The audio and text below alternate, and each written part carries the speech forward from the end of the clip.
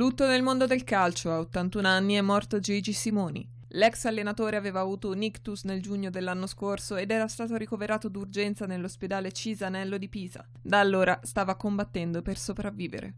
Soprannominato il tecnico gentiluomo, Simoni aveva iniziato la carriera da allenatore sulla panchina del Genoa nel 1975, dopo aver giocato nel ruolo di centrocampista fino all'anno precedente. In 40 anni ha ottenuto 80 promozioni da campionati professionistici, con 7 promozioni in Serie A. Uno dei risultati più memorabili risale alla stagione 1997-1998, quando ha guidato l'Inter di Ronaldo fino alla conquista della Coppa UEFA.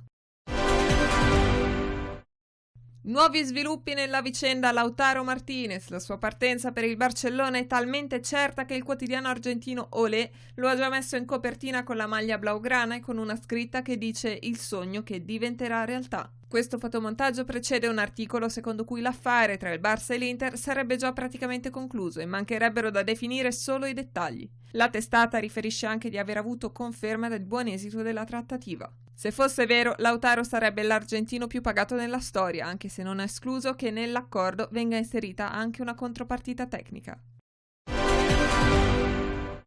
Miralem Pjanic ha un solo obiettivo in mente, il Barcellona. Il quotidiano spagnolo Mundo Deportivo ne è convinto e riporta che il centrocampista della Juve avrebbe giusto rifiutato un trasferimento al Paris Saint-Germain, dove il DS Leonardo gli avrebbe offerto un contratto molto allettante a cui il giocatore avrebbe comunque detto no perché è interessato solo ed esclusivamente a un passaggio in blaugrana. Il secco rifiuto ai francesi sembrerebbe rendere inutili anche le avance di Manchester United e Chelsea, altri 2 top club europei che secondo la testata spagnola sono interessati a Pjanic.